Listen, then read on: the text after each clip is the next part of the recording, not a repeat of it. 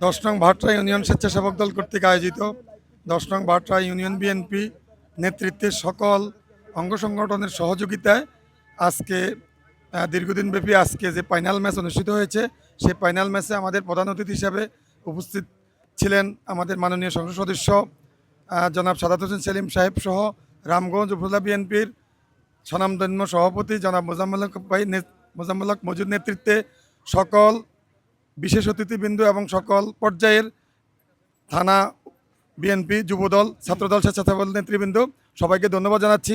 বিশেষ করে ধন্যবাদ জানাচ্ছি যারা এই খেলাকে আয়োজন করেছেন 10 নং ভাট্টা ইউনিয়ন স্বেচ্ছাসেবক দলের সকল নেতৃবৃন্দকে, যারা সহযোগিতা করেছেন স্বেচ্ছাসেবক দলের দায়িত্ব পালন করেছেন তাদেরকে ধন্যবাদ জানাচ্ছি এবং সকল ওয়ার্ডের বিএনপি যুবদল ছাত্রদল স্বেচ্ছাসেবক দলের সকল নেতৃবৃন্দকে ধন্যবাদ জানাচ্ছি।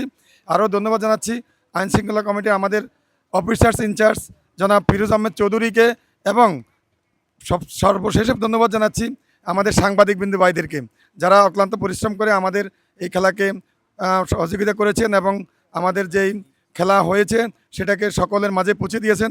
এই ধন্যবাদ জানিয়ে আমি আমার বক্তব্য শেষ করছি। আল্লাহ হাফেজ।